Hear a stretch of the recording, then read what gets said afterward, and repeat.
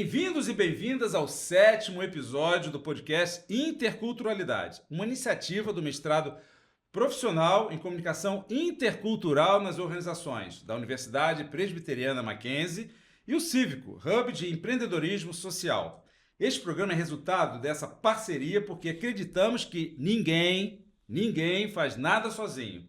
É na articulação com o outro que ganhamos potência. Agradeço aqui o estúdio, a presença do Renato e coordenador de comunicação do Cívico. Esta é a nossa 2ª temporada, que tem programas incríveis com o embaixador e ex-ministro Rubens Recupero, o cientista de dados Silvio Meira e a professora e coautora do livro Marketing do Futuro, Rosária Pompeia. Se você não viu ainda, acesse o canal do MacPlay da Universidade Presbiteriana Mackenzie no YouTube, assim como o nosso programa no Spotify. O tema de hoje é a cultura do Vale do Silício, em São Francisco, nos Estados Unidos. O que ela nos ensina? O que ela não diz de si mesma? O Vale do Silício hoje reúne sedes de grandes big techs norte-americanas e boa parte das 500 maiores empresas nos Estados Unidos. Para conversar sobre o Vale, temos alguém que montou o seu negócio lá, viveu durante muito tempo ali, conhece bem como funciona a cultura e a dinâmica. Diogo Ruiz. Diogo é empreendedor, formado em comunicação empresarial pela Universidade Tecnológica Federal do Paraná, com MBA em gestão estratégica de empresas pela Fundação Getúlio Vargas.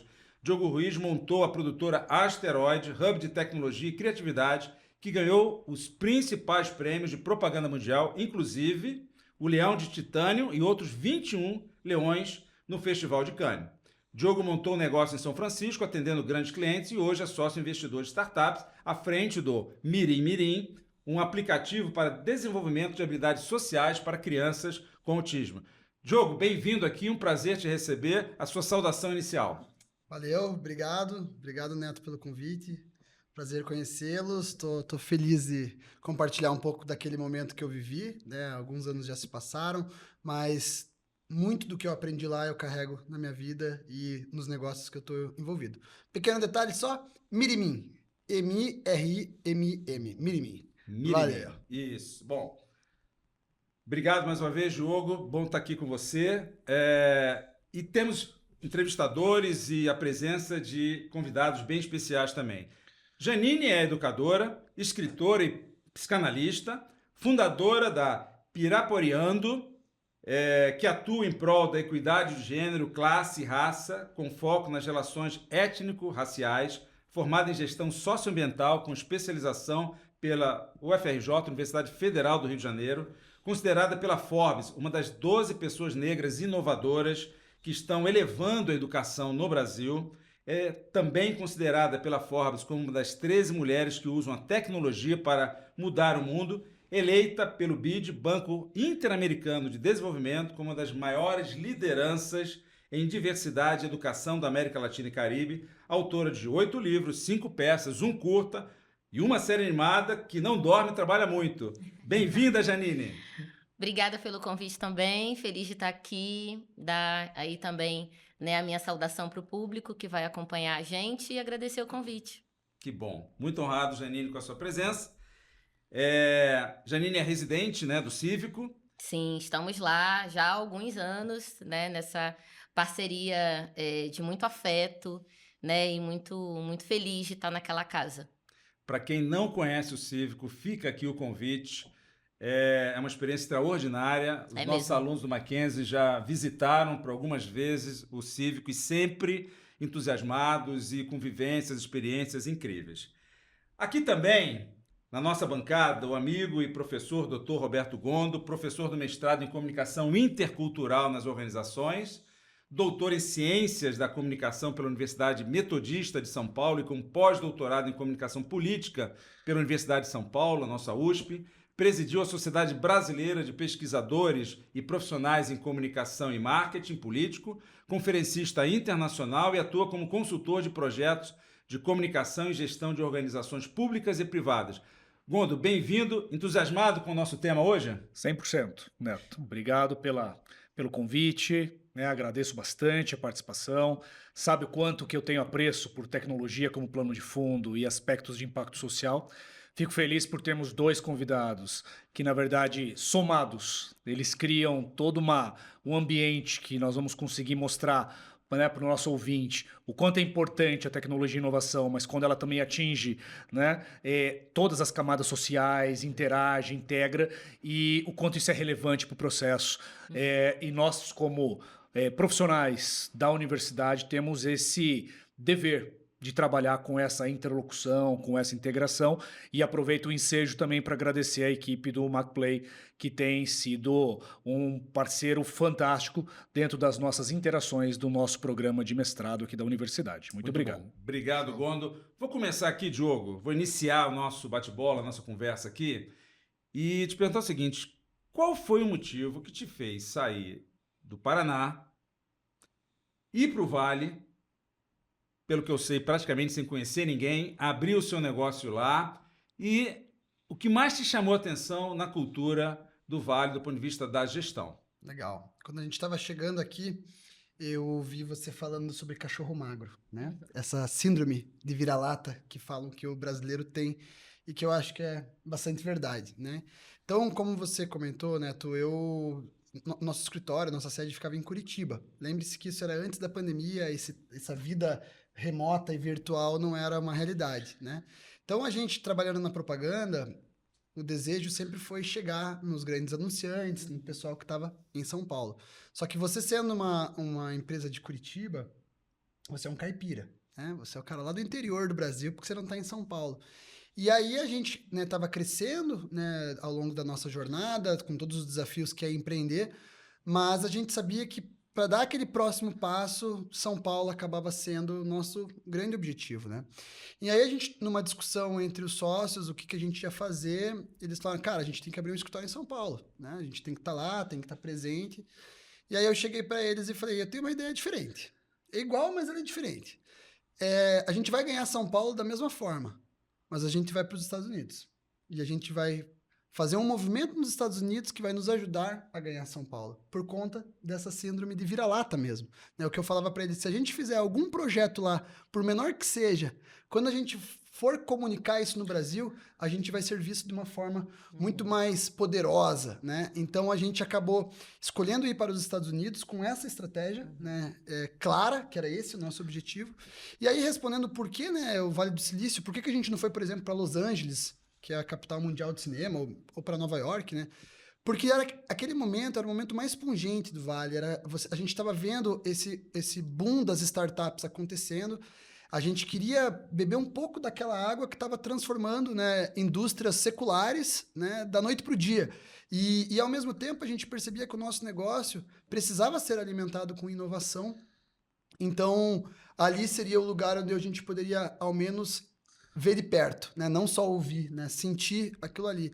E aí, o que eu posso dizer é que eu vejo como cultura de lá é principalmente o comportamento, né? O modelo mental, o mindset que falam, né?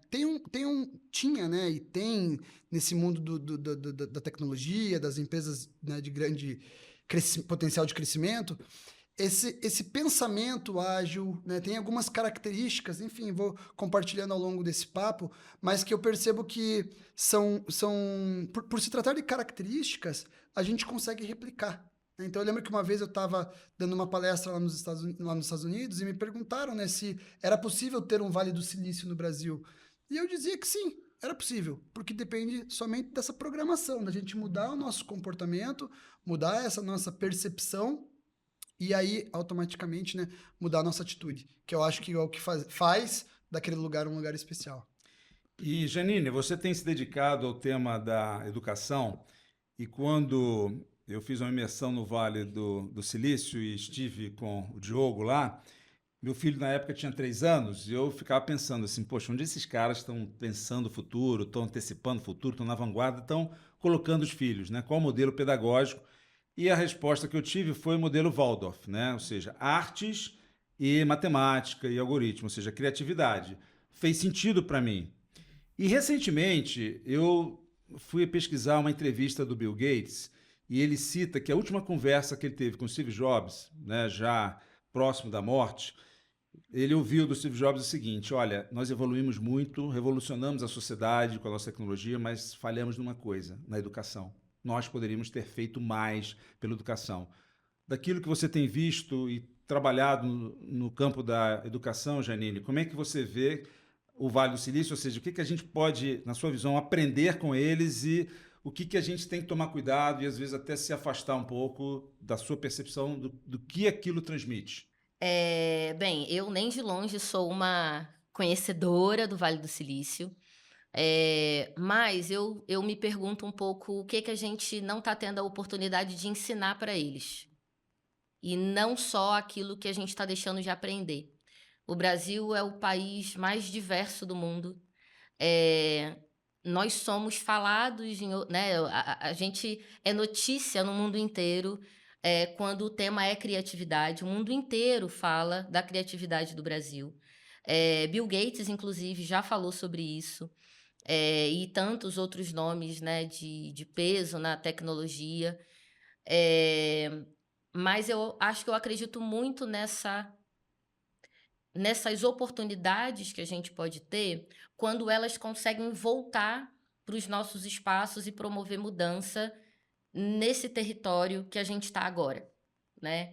Eu estava falando dessa síndrome do cachorro vira-lata que o Brasil tem, e não só por culpa do Brasil, né, individual ali de cada pessoa, mas por conta da nossa história, do nosso contexto social, que é essa ideia de projetar um futuro possível só saindo daqui, né? É isso que é vendido muitas vezes, e é isso que muitas crianças e jovens acreditam também, né? A própria noção de intercâmbio, tenho alguns amigos que têm empresas de intercâmbio, um amigo até que tem uma empresa bem grande de intercâmbio, e sempre me chama a atenção como jovens de todas as idades, e até de diferentes classes sociais, têm uma ideia de que a vida vai melhorar quando eles saírem daqui, né? E essa construção que é o que eu posso construir aqui, ela é muito menor do que o que eu posso ser ou o que eu posso construir se eu sair daqui, né? Então, o Brasil, ele é diverso, ele é potência, ele é criativo, ele é incrível, né? Então, eu acho que quanto mais oportunidades a gente tiver de crianças, jovens e adultos também, que possam sair e voltar, que possam sair e ficar também, porque é um direito, mas que também possam escolher ficar, que também possam escolher voltar. E também me preocupa um pouco como que a gente vai criando outros nomes para falar da mesma coisa. Então, tem tecnologias que são renomeadas, mas que, se a gente for ver, tem povos tradicionais que estão falando daquilo há séculos. Se a gente chega no Acre, por exemplo, se a gente vai conversar com os Axanincas, né, que, na minha perspectiva, pensando em povos indígenas, é uma grande referência de tecnologia, sobretudo tecnologia digital, porque tecnologia é muito amplo, né?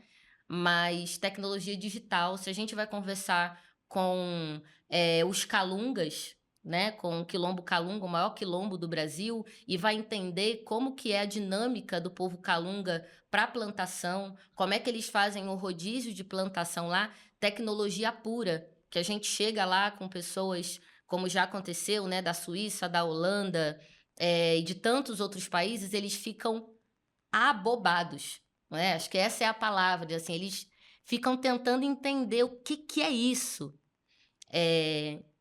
Então, o Brasil tem um problema grave, que é a desigualdade, né? Eu estou muito pouco interessada numa tecnologia, seja ela qual for, se ela não for para provocar transformação. Ela pode saltar aos olhos, ser colorida, verde, andar e pular. Tá, para quê? Né? O que isso transforma na nossa realidade? Né? O Exatamente, sentido, Fora que tem toda uma gama de crianças, jovens, adolescentes que estão fazendo muito, mas que não conseguem chegar, né? A gente tem um número gigante de pessoas que nunca ouviram falar de Vale do Silício e que fazem tecnologia, né? Então, acho que tem um pouco isso, assim. E eu achei interessante essa fala do Diogo, assim, que nós poderíamos fazer aqui, e ao mesmo tempo tem toda uma cultura, uma identidade nossa que nós poderíamos contribuir. E aí, Gondo, como é que você que tem estudado a interculturalidade, como a gente perde com fronteiras às vezes muito rígidas, o que é bom tá lá, né? E tem coisas boas lá, mas tem coisas boas aqui, a nossa falta de intercâmbio, de conexão, mesmo no mundo globalizado. Como é que você vê isso? E o que, na sua visão, aproveitando a fala da Janine, nós poderíamos contribuir nessa cultura das nações com a nossa identidade, com aquilo que só nós temos, né? Então, esse é um ponto interessante quando fala em questão intercultural e esse complexo do que nós chamamos também do vira-lata, né? Que é a ideia que nós discutimos um pouco nisso. Só por um fator importante e interessante, dos nossos pesquisadores nas universidades que ficam em aspectos laboratoriais, seja na saúde ou da engenharia, nós somos o terceiro país exportador de capital intelectual para os principais países em pesquisas avançadas no mundo. Mas isso são fatos que não são centralizados, você não leva 20 pessoas de uma vez. Vai um pesquisador para lá, porque de repente na universidade dele pública ele não tem dinheiro para comprar um Becker, ele não tem dinheiro para comprar, arrumar cadeira, quiçá pagar de repente a conta do micro-ondas. Então, assim, nós vivemos é um paradoxo. Nós temos, e eu concordo com o que a Janine coloca, nós somos um país fantástico. Nós somos matrizes de uma intelectualidade ímpar, de uma miscigenação impecável. Só que, ao mesmo tempo, nós não conseguimos potencializar, e as clusters que nós desenvolvemos, e eu acho que nós temos um exemplo recente do Silvio aqui, eu acho que o Silvio da Universidade Federal de Pernambuco, mas falando do Porto Digital, que é um exemplo fantástico de revitalização econômica, de revitalização de espaço urbano, usando inovação como processo, mas você vê como que é difícil operar a tríade entre poder público, privado, corporativo, enfim. Então, o que eu queria falar do que o Neto coloca é que sim, nós exportamos muita coisa boa. É que elas ficam perdidas. Só que assim, é triste as pessoas irem. Tem uma amiga que hoje está no Canadá, está em Montreal, e que ela foi embora triste porque todas as pesquisas que ela tinha, que eram pesquisas vinculadas a genomas e tudo mais, ela não conseguia nem dinheiro para poder patentear os seus relatórios aqui no Brasil. Então, ela foi porque ofereceram $200 mil para montar um laboratório para ela. E ela não foi simplesmente porque ela queria, ela foi porque ela precisava pesquisar e ela não tinha condições. E o sonho era voltar para cá com esse tipo de capital, né? Então eu vejo que nós discutimos muito que nós somos um continente, né? Nós temos 5 macro-regiões, mas são regiões de mais regiões dentro delas, né? Mas nós temos sim muito a contribuir, né? O que eu queria só comentar, Neto, que eu acho que é legal do Diogo, é assim, nós falamos muito sobre estratégias, né? O Diogo usou, né, a visão do que seria do impacto de negociação para abrir portas, né? Do que é o imagético para conseguir ganhar a notoriedade, né? E isso é interessante, mas é interessante no caso dele que depois evolui no processo, corrobora, e de preferência que vá corroborar nos próximos anos cada vez mais impactos sociais, porque daí as coisas se conectam. O que não pode é quando a gente faz isso e depois esquecemos da onde que nós saímos, né? Então acho que esse retorno é nobre, essa participação é extremamente proativa, é um fator muito importante. Aliás, assim, é bem interessante olhar essa trajetória, Diogo. Queria que você falasse mais sobre isso, porque você vai até lá para abrir portas, e lá tem um aprendizado, e lá tem também uma contribuição. E depois você volta. E hoje nós tivemos algumas reuniões aqui em São Paulo sobre o aplicativo que você está desenvolvendo, o Mirimim, para crianças autistas, né? Então, esse movimento, né, de ir, aprender, agregar, vir, atuar num campo super necessário, qual o significado disso para você? E acho que essa fala da Janine, depois eu quero voltar, que é o seguinte, é o sentido. A tecnologia é um instrumento, é um objeto. Mas qual o significado, qual o sentido? Isso a gente precisa resgatar. Você sentiu isso lá também? Então, eu acho assim, atualmente a gente fala muito sobre soft skills, né? Não, porque você tem que ter habilidade de sei lá, né, resiliência. Porra, mais resiliente que o Homem das Cavernas foi, entendeu? Então eu acho que essa história também dessas novas tecnologias e dos novos comportamentos, concordo em absoluto com você. Se a gente resgata a história, a gente tem uma evolução e uma realidade acontecendo há muitos anos, que não é uma questão de agora, porque tem tecnologia X ou Y, né? Isso já vem acontecendo. Então essa também é a minha percepção. O que eu digo do que eu vejo por lá, e aí também pegando os pontos, né, que vocês colocaram, é a oportunidade, né? Eu acho que o Brasil, ele é cheio de problemas, o que para um empreendedor é um prato cheio, né? Então, para você ter uma oportunidade, você precisa primeiro ter um problema para resolver, né? Então, você tem a oportunidade de resolver. Problema não falta mesmo. E problema não falta aqui no Brasil. O grande ponto é o subsídio para você resolver esses problemas. Aqui tem a burocracia, aqui tem a falta de recurso, a falta de investimento em ações que em primeiro momento talvez não darão resultado, mas darão resultado daqui a 20, 30 anos. Por exemplo, se a gente pega ali a própria região ali da Bay Area, ali em São Francisco, a gente tem 3 das principais universidades do mundo, né? A gente tem Stanford, a gente tem Berkeley e a gente tem a Universidade da Califórnia, né?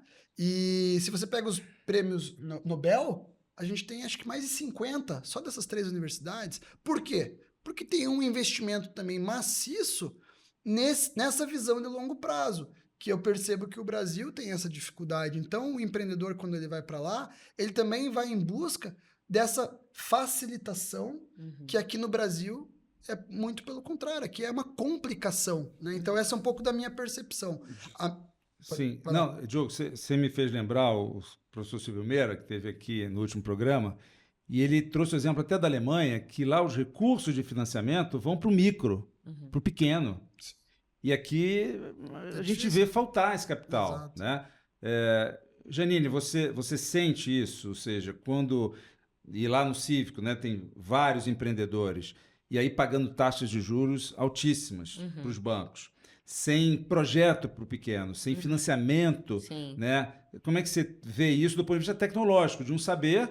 Né, bem amplo. Eu vou só rapidamente contar, assim, eu passei um tempo lá em Brumadinho com a Associação de Vítimas, depois do rompimento da barragem, e o seu Dari Pereira, que eu entrevistei, naquele dia ele tinha ido almoçar, ele tinha ido trabalhar, ele é marceneiro, e ele levou a marmita. Mas ele pensou assim, não, vou almoçar em casa. No que ele está voltando, ele ouviu a árvore estalando e pensou, a árvore não estala à toa, está acontecendo alguma coisa. Foi o tempo dele pegar a esposa, os 2 filhos, o sogro e a sogra, subir uma ribanceira e ver aquele desastre, aquela tragédia que podia ter vitimado toda a família dele. Isso é tecnologia. Não teve satélite, não teve alarme, né? Foi o saber dele, a tecnologia dele, que por vezes a gente não se apropria, né? Sim.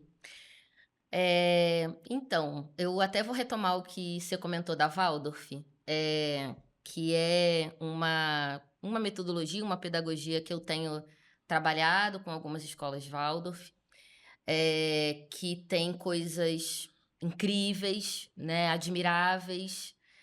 Não à toa está aí há tantos anos, né? O grande Rudolf, né? Tá aí, né, enfim, em várias escolas, inclusive temos escolas públicas, eu conheço 2, que são Waldorf, e uma delas é agrícola, fica em Friburgo, no Rio de Janeiro. Recomendo aí todo mundo que conheça, essa escola é muito bacana. Mas, sempre tem um mais, né? Falo um monte de coisa boa e tem uma vírgula. A crítica é boa. Uma crítica boa. A crítica é boa. O que eu tenho falado para a gestão da Waldorf é uma coisa óbvia, mas que eu acho que precisa ser repetida. Nós estamos no Brasil. E eu acho que isso é um pouco do que eu acredito em relação à tecnologia. As tecnologias, elas são necessárias, não, né? Acho que isso é indiscutível, mas ela precisa olhar para o território onde ela está acontecendo, ela não pode descontextualizar o que está naquele lugar, o que está no entorno, né? Então, pegando o exemplo da Waldorf, ela nasceu num território europeu, num contexto histórico específico. Para ela dar certo no Brasil, sem aumentar a desigualdade, ela precisa considerar um contexto histórico brasileiro. Senão, a gente parece ter uma educação de qualidade que, na verdade, está funcionando para aumentar a desigualdade social. E para mim a tecnologia digital ou tantas outras é a mesma coisa, né? Temos aí um aplicativo de entrega de comida, não vou falar o nome, né? Porque não sei se meu advogado está trabalhando hoje, mas para mim é um grande exemplo de uma tecnologia incrível, uma tecnologia digital incrível, que facilita a vida, né? Quem não chega em casa super cansado e puxa a facilidade de você pedir comida. Só que essa tecnologia ela está sendo usada num país extremamente desigual e extremamente injusto do ponto de vista do trabalho desumanizado, do trabalho sem direitos. Eu não posso, de uma maneira justa, usar essa tecnologia no Brasil da mesma maneira que eu usaria talvez num país onde essa desigualdade não é a mesma. Eu preciso olhar para onde essa tecnologia está sendo utilizada, sabe? Sem dúvida. Senão, é uma tecnologia que vai aumentar e potencializar a desigualdade e ela não me interessa, sabe? Eu acho que a gente precisa colar essas pontas, porque é possível. Eu acredito muito que é possível, né? A gente pensar nesses universos onde a tecnologia ela é usada a favor de potencializar acesso, potencializar que uma baita pesquisadora não precise sair do Brasil para poder fazer um trabalho brilhante, mas que ao mesmo tempo também não tenha essa tecnologia que aumenta o abismo. E você me fez lembrar o filósofo Immanuel Kant, que dizia o seguinte: não é o ser humano girar em torno do objeto, mas o objeto girar em torno do ser humano. E eu vejo a inversão disso por vezes, e lá no Vale eu vi as pessoas falarem com tanto entusiasmo da tecnologia, mas e o ser humano, como é que fica aí? É como o Dédalo, né? O mito de Dédalo, o técnico sem alma. Ele é ótimo, ele é perfeito. Como arquiteto, ele é incrível. Mas a serviço do quê, né? E aí, Gondo, olhando até o mestrado em comunicação intercultural, ou seja, qual o papel das universidades nisso, né, que a Janine traz, que o Diogo também, nós criarmos aqui um espaço onde possamos contribuir com a nossa identidade, com a nossa cultura, com o nosso tempo e espaço também.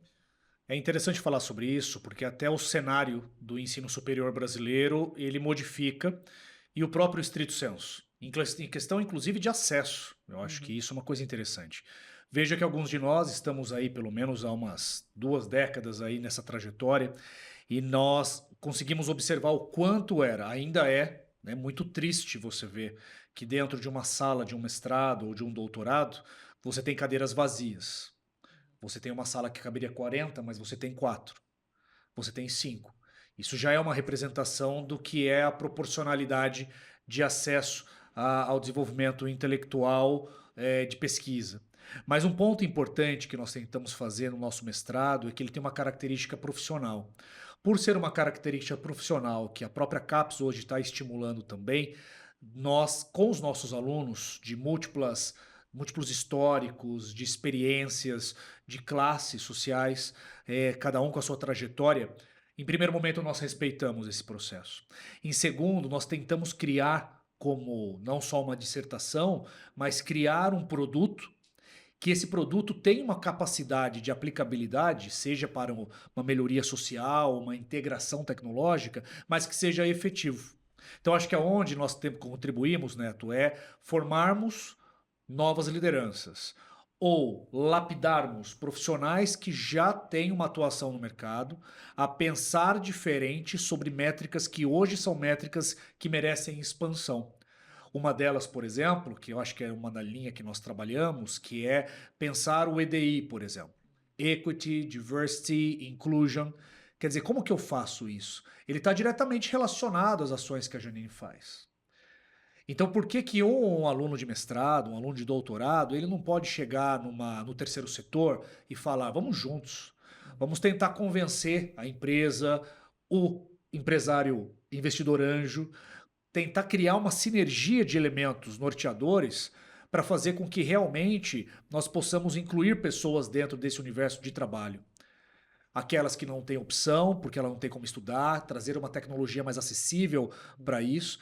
Nós sabemos que é complexo, mas eu acho que o nosso papel, e é o papel da universidade em todos os âmbitos mais nobres que ela tem, é transformar vidas. E numa escala que é numa proporcionalidade não 1 para 1, mas 1 para N. Né? Então eu vejo isso como algo relevante. é o que nós tentamos trabalhar. Os nossos alunos, só para vocês entenderem o quanto isso é relevante, das turmas, quando nós conversamos com os alunos, o interesse por fazer trabalhos que afiram diretamente numa melhoria social, ela está na casa de 90%. E eu enxergo isso, que é que nós somos entusiastas, né? Então pensa nisso como algo... Se eu não for um entusiasta, eu não sei se eu consigo ficar de pé até as 11 da noite. Mas nós acreditamos que, assim, algo está mudando também na mentalidade das pessoas. A inclusão, ela, assim, eu ainda acredito que muita coisa tem para se fazer, mas muita coisa foi feita. Sim. Eu acho que às vezes nós esquecemos de olhar o que eram há 20 anos atrás, o que as pessoas falavam nas ruas, o que as pessoas, na verdade, ainda falam. Mas hoje muitas se policiam. E já é um começo. Né? E isso não é só no Brasil, Neto. Nós temos mais de 14 universidades parceiras diretas com o nosso programa de mestrado. Né? E dessas universidades, desses outros programas, impacto social, perspectivas dos ODS da ONU, integração e desenvolvimento econômico regional, o local, né? Do global para o local, ele é visto como algo necessário. E isso me dá força para contribuir com os amigos, com os colegas e enxergar que isso é uma integração, uma sinergia de conhecimento. Né? Diogo, o tempo que eu passei lá em São Francisco, eu vi uma cultura instalada que propicia uma série de coisas. E você fala muito, e os alunos aqui adoram quando você fala sobre isso, desse espírito colaborativo, de um ajudar o outro. Né? E eu lembro que lá em São Francisco, assim, a presença, né, tem um memorial lá do Martin Luther King, que ele é muito forte, e eu vi assim, o destaque, a visão projetiva dele. Ou seja, ele sonhava uma sociedade, e o fato dele sonhar levava o corpo para se movimentar também em prol dessa sociedade que ele sonhava, vislumbrava. Eu vi também, eu fui numa igreja lá, que o pastor, ele chamou alguns membros assim, vocês é que vão dar mensagem hoje a partir das suas vidas, o que vocês viveram essa semana? Era uma outra lógica. Ele inverteu de uma forma muito mais colaborativa, participativa, assim, o que aconteceu na vida de vocês essa semana? E aí foi algo que eu nunca tinha visto. Né? Então eu vi sinais ali, ao mesmo tempo eu vi muitos moradores de rua, gente que foi para lá e que se viu que não tinha... É uma cidade de contrastes. O que você destaca naquela cultura lá e que a gente precisa parar e pensar assim, tem alguma coisa lá que a gente precisa prestar atenção? Eu acho que, sem dúvida, o ponto da colaboração ele é muito alto lá. Né? É uma colaboração que ela não é velada, ela é muito clara. Eu te ajudo e eu espero a tua ajuda. E todo mundo se ajuda. Né? Eu lembro que quando eu cheguei lá, eu estava perdido. Né? Perdido. Para que lado que eu vou, né? Como é que eu começo? E com aquele receio de como é que eu vou fazer, né? Se a minha apresentação tá boa, se vão querer o meu produto. Claro que eu já tinha feito uma validação inicial, fazendo, né, uma apresentação da empresa em alguns potenciais clientes ali da região, mas era, né, primeira vez que eu estava na linha de frente falando, agora eu preciso sobreviver nesse lugar. E eu lembro que eu, né, naquela dúvida do que fazer, até um pouco ainda engasgado, né? Eu fui tomar um cafezinho, né? Fui no cafezinho ali do coworking que a gente estava instalado, e apareceu um australiano, que eu nunca tinha visto na vida, e aí, o que você faz? Né? E eu falei, expliquei o que eu fazia, e aí ele falou, pô, o cara ali tava precisando de um serviço desse, vem aqui. Já me pegou, né? Já me apresentou, falou, você que tava precisando, não sei o que, o cara acabou de chegar aqui, é novo, não sei o que. Então, assim, a minha primeira reunião, eu lembro que eu nem estava preparado, porque eu estava me preparando para fazer uma reunião que eu iria fazer o ataque, né? Eu ia fazer o acesso àquele potencial cliente, e na verdade aquilo veio de uma outra pessoa que eu nunca vi. E disso começou a surgir muitos outros negócios. Então, eu sempre tive, né, de família, a gente sempre teve essa intenção de sempre ajudar, mas eu vi que lá, cara, como mentalidade... Ajudar é uma regra. Você tem que ajudar porque tá todo mundo no mesmo barco, a roda lá gira mais depressa do que o normal, né? Por conta da tecnologia, dessas inovações. Então, às vezes você tá lá em cima, mas é muito rápido você ir para baixo. Então, você tem que estar ali se colaborando um ao outro, porque senão você, né, a hora que você precisa da ajuda, esqueça, né? Então, acho que a questão da colaboração é uma delas, mas um ponto que você trouxe agora, que eu acho que ele vem também muito forte nessa colaboração, é a questão da diversidade. Na época, né, então pré-pandemia, a gente está falando de 60% da população ser descendente, né, ou imigrante. Então, imagina você estar num ambiente onde 60% das pessoas têm culturas completamente distintas, né? Elas comem de uma forma diferente, elas têm rituais diferentes, têm culturas muito distintas. Então, é natural que você vai ter percepções de mundo diferentes, né? Você vai ter tecnologias humanas diferentes. E, ao mesmo tempo, essa diversidade é o que traz muito, né, combustível para a inovação. Então, eu percebia que não somente os times eram diversos, mas as discussões eram diversas. Porque você estava lá para ouvir uma opinião de alguém que não faz ideia do que você está fazendo. Só que o fato dele não viver o que você vive, ele tem uma percepção diferente. A pergunta vai ser diferente. Eu lembro que quando eu cheguei lá, eu estava acostumado a responder as perguntas que eu sempre ouvia no meu círculo da propaganda brasileira, dos festivais, das marcas, dos diretores. Você chega lá, você vai falar com um indiano que não sabe nada de propaganda. Ele sabe criar um algoritmo. E ele vai te perguntar coisas que você fala, cara, mas eu não pensei nisso. Ele vai trazer soluções que você jamais imaginou.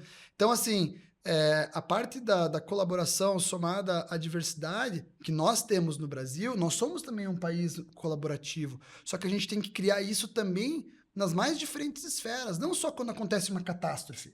A gente tem que estar se ajudando o tempo todo. Então, essas são duas das principais características. E aí, Janine, assim, na sua visão, tem essa ideia, né, que o Brasil não conhece o Brasil. Você concorda com isso? A gente precisa se conhecer mais. Eu lembro que eu trabalhei numa empresa que nós tínhamos lá o posto avançado no Vale do Silício, mas nós criamos também o posto avançado no Vale do Anhangabaú, aqui em São Paulo, onde o bicho pega, né? Era um banco, então lá era uma esfera, aqui é uma esfera importante também, dado um país com os contrastes e tudo mais, e o Vale do Anhangabaú não durou tanto quanto o Do silício. E por vezes a gente perde essa conexão com uma realidade, porque às vezes ela é dura, ela é complexa e vamos para outro rumo. Mas ela é parte da nossa sobrevivência. Sim. Como é que você vê essa questão assim da gente se conhecer mais? Eu acho que o Brasil. Acho que agora isso está melhorando um pouco nos últimos anos, mas eu acho que o Brasil não conhece tanto o Brasil quanto poderia, sabe? Eu trabalhei 12 anos no IBAMA e morei em 10 estados diferentes. E eu ainda acho que eu não conheço tanto o Brasil quanto eu gostaria, né? Eu morei em praticamente todas as regiões e morei, assim, interiorzão, sabe? Morei em Remígio, né? Na Paraíba. Morei em Nova York, que é um miolinho lá no Maranhão. Morei no interiorzão do Brasil, sabe? Lugares que as pessoas nem nunca ouviram falar o nome. Morei em Marabá, um lugar que eu amo de paixão. É, enfim, o Brasil ele é muito potente. A gente tem, por exemplo, uma gastronomia extremamente rica e variada. Mas eu acho que a gente precisa muito resolver desigualdade social. Porque enquanto a gente tem pessoas que legitimamente podem discutir, estão podendo falar sobre colaboração para que a gente faça um projeto incrível, para que a gente some forças e a maior parte das pessoas ainda está falando sobre o que a gente vai comer amanhã. Ou onde é que eu vou matricular meu filho. Ou meu filho não está aprendendo matemática porque está faltando professor de matemática. A gente está falando de uma coisa que está muito na base da base da base. E não tem como nenhum país, nesse cenário, ir para frente de verdade, sabe? E eu acho que a tecnologia, ela tem um potencial gigante para a gente diminuir ou até eliminar essa desigualdade social. Porque essa tecnologia, ela já existe. Sim. O que eu acho que a gente ainda precisa fazer é voltar mais essa tecnologia para diminuir desigualdade. Eu acho que é legítimo ganhar dinheiro pra caramba. Eu acho dinheiro ótimo, gente. Não demonizo o dinheiro, tá? Dinheiro é legal pra caramba, qualidade de vida, conforto, drinks e viagens e praia. É muito bom. Agora é bacana quando é bom pra mais gente também, né? E eu ainda vejo uma tecnologia que tá mais a serviço de um grupo pequeno, né? Então as pessoas estão ainda dentro das suas bolhas, falando para os seus círculos, É uma cultura branca, heteronormativa, onde você chega, todo mundo é muito parecido com você. É difícil isso, sabe? E o Brasil, conhecendo mais o Brasil, é isso, é a gente se dá conta que tem lá uma garotada fazendo muita coisa, só que tem pouco acesso, tem pouco recurso. Se tivesse o básico, estaria brilhando, porque a gente vê ambientes de escassez que a galera tá assim, fazendo projetos de robótica. Tem um projeto de robótica no Pará que eu falo, o quê? Como? Da onde que você tirou material, recurso, tecnologia, programação, algoritmo? Da onde? Galera tira, não. Só que não dá para romantizar isso. Não é para ser assim, sabe? Não deveria ser nesse sofrimento, nessa angústia. Deveria ser acessibilidade básica para todo mundo. Então, volto nesse ponto de Brasil conhecer mais o Brasil, sim, para a gente ter mais tecnologia a serviço de sair desse lugar de miséria. E não só de miséria de recurso financeiro, mas de miséria de acesso, né? De tudo. E Janine, eu tenho uma visão assim de um Estado que ele não pode tudo, mas um Estado pode promover juntar as pessoas, Sim. juntar, unir mais, né? Eu tô assim emocionado, viu, Gondo, assim, feliz de estar com vocês dois aqui, sabe? E conversando sobre esse tema e que possibilidades a gente tem a partir desses encontros, né? E quero aproveitar aqui, já que você trouxe o IBAMA, mandar um abraço para os servidores do IBAMA, para o presidente do IBAMA, Eu Rodrigo abraço Agostinho. também. Uma casa que eu né? amo, que eu tenho E saudade. gente assim, que batalha muito para sustentar esse país, né? Então, Gondo, você que tem feito também contatos com diversas universidades, América Latina, você é incansável nesse sentido. Você sonha esse Estado, né, que cria oportunidades de nos conectarmos mais, porque eu já trabalhei em Brasília durante muito tempo e eu vejo assim, parece que se não vem do Estado, não funciona. E aí tem todo o fator político, mas eu acho que a gente poderia se apropriar mais dos agentes sociais, da sociedade civil, né? E você faz isso porque você tem feito essas conexões. Então, qual a importância dos vínculos sociais para que não dependa tanto do Estado? O Estado, sim, vai investir em relação aos recursos, criar talvez plataformas, né? Estimular isso, mas não o Estado provedor que ele faz tudo e se não for ele que realiza e faz, aí não serve, né?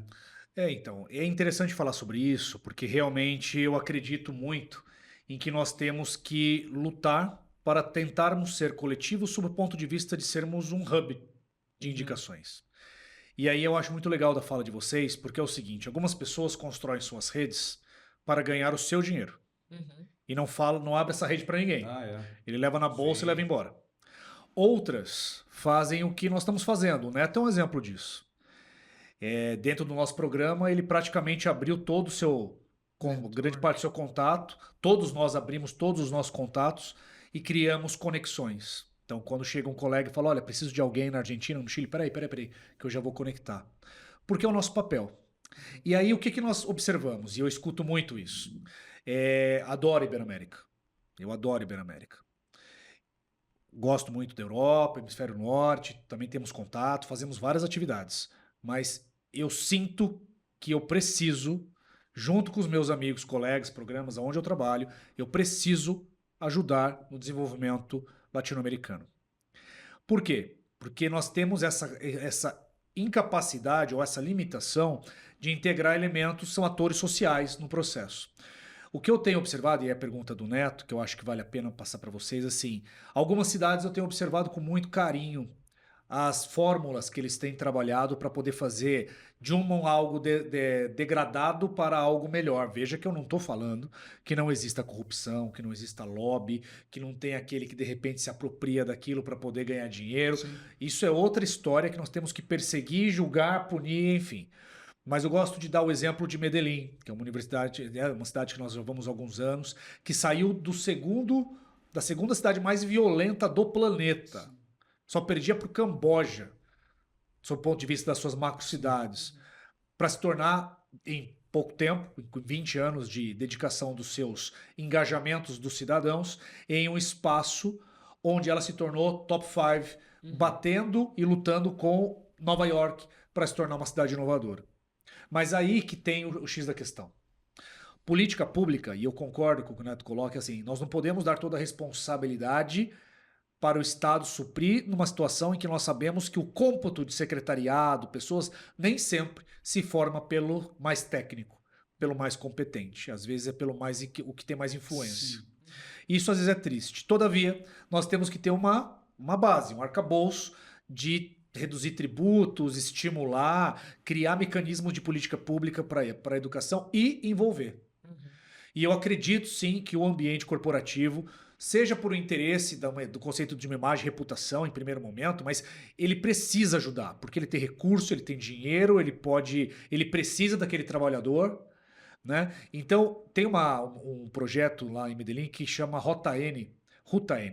E essa Ruta N, ela envolve políticas para melhorar a cidade que tem agentes das comunas, que são as comunidades, que são mais de 20 comunidades em Medellín. A Comuna 13 é a mais conhecida, porque tem o metrocable, os teleféricos, o conceito logístico, mas também tem empresários, também tem governo e também tem profissionais das universidades.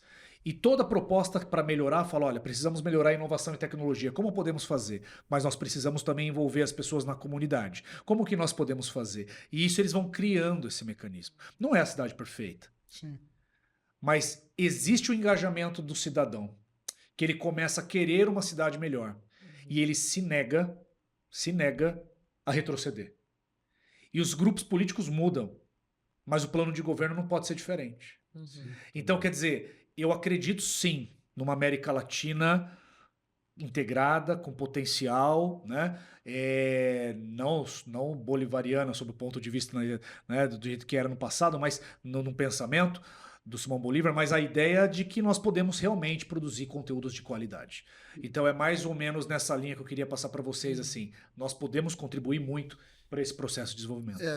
O que eu penso, assim, né, do ponto de vista de empreendedor, né, o que eu acho é que tem que ter esse movimento por parte dos empreendedores, da gente pensar no todo, mas o que é muito difícil é você ter um jogador contrário a você, que hoje muitas vezes é o Estado, né? Então, do ponto de vista de empreendedorismo, a gente tem que estar claro que tem que estar todo mundo se ajudando. Não dá para você querer resolver uma situação e você tem um outro cara te puxando para trás e não fazendo você conseguir até mesmo melhorar a proposta. Tem uma situação que a gente está vivenciando agora com o Minimin, né? Então, eu sou pai atípico, né? Então, com condição, você consegue trazer um desenvolvimento para uma criança com autismo, né? Com bons terapeutas, com boa intervenção. Mas naquele município que nem sequer profissional existe, né? Não é que tem uma fila do SUS, não tem nem profissional para atender. Mas tem um celular. Mas tem um celular, né? Então, o ponto é, a gente tem uma solução que permite que aquela seja uma extensão da terapia para quem já faz terapia, mas para quem não tem terapia possa, de alguma forma, se desenvolver, né? E aí tem uma prefeitura no Paraná, de Guarapuava, que eles têm, o que é uma prática que está começando a se tornar comum, mas é o que eu estou dizendo da gente ter o apoio, ter o suporte que não é financeiro, mas ter a oportunidade. Eles têm um sandbox, que é um ecossistema que a prefeitura libera você testar a sua solução inovadora com muito mais facilidade. Então, assim, em uma semana de um contato que nos abriram para um outro amigo empreendedor, ou seja, né, vem aí a colaboração e a ajuda um do outro, ele vem, apresenta a minha solução, que ele nem sabe como que ele apresenta, mas ele apresentou, né, a minha solução, para uma pessoa que está dentro dessa área de desenvolvimento, de inovação dentro de uma prefeitura, que em uma semana me coloca para conversar com o secretário de Educação e de Saúde. Então, assim, tem que estar disposto a fazer a mudança. Porque nós, empreendedores, e nós, população, a gente quer a mudança. Mas é muito difícil você querer a mudança com uma pessoa, né, não deixando você evoluir. Sim. Então, para mim, isso acho que é um ponto bem importante do papel do Estado. Se ele não vai, de alguma forma, oportunizar, também não atrapalhe. Né? Olha, o nosso programa voa, como você já bem sabe, eu digo que o tema, aliás, o título do nosso podcast é Interculturalidade. O programa é mais rápido do que falar o título do podcast, né? A palavra é maior do que o tempo que a gente tem aqui.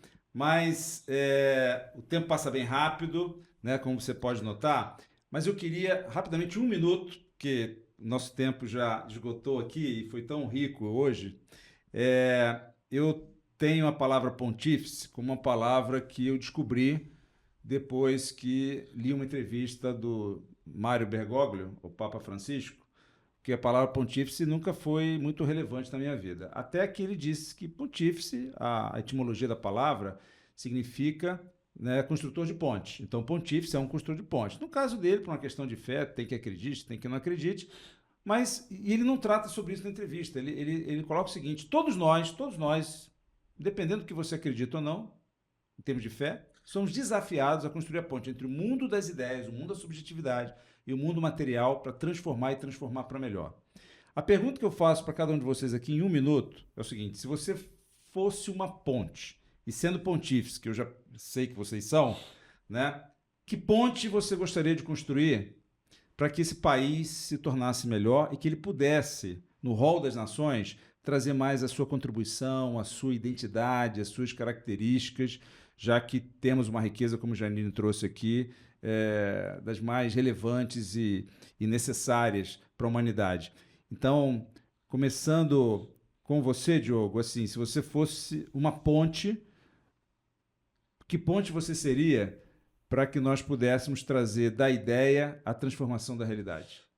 Eu acho que é o ponto que a gente conversou no início, né? De você, já que você teve uma oportunidade, já que você foi, né, privilegiado de aprender algo, de conhecer algo, vivenciar algo, é você levar isso para as outras pessoas, né? Eu acho que a ponte é você conseguir compartilhar o conhecimento.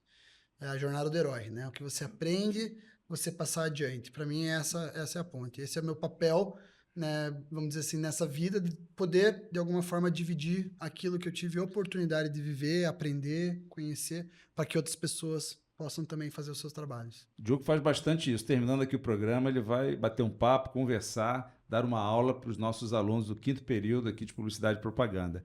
Gondo, você?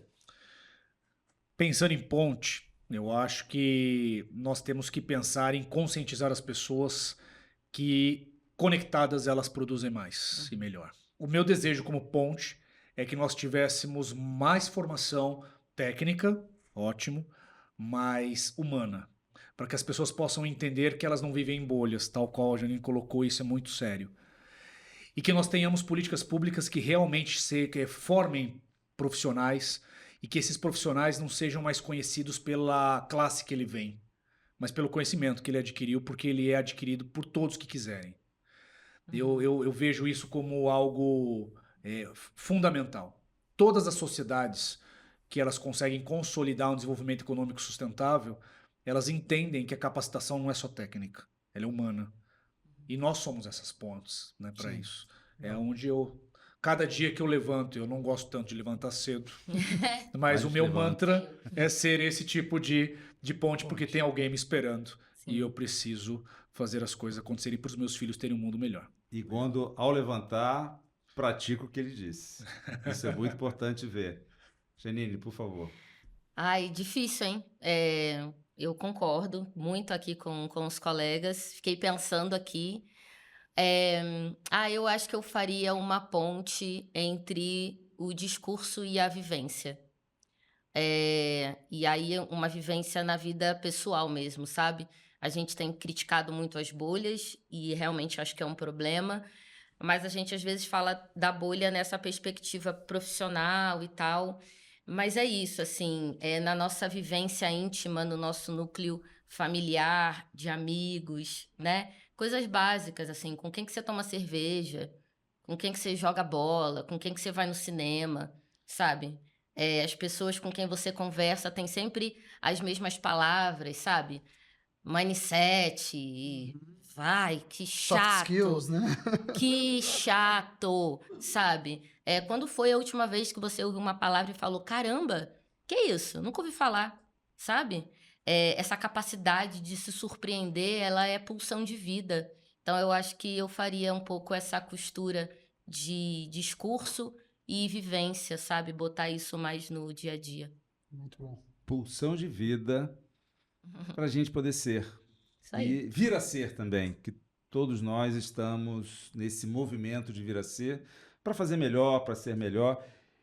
E eu queria te convidar, nós abriremos agora no mês de abril a inscrição para o nosso mestrado profissional em comunicação intercultural nas organizações, a primeira turma lindíssima, belíssima, e você pode fazer parte desse empreendimento, desse caminho de um tema tão importante que é a interculturalidade, atuando na sociedade, atuando nas organizações, atuando na construção de narrativas, né, amplificando a narrativa de tantos.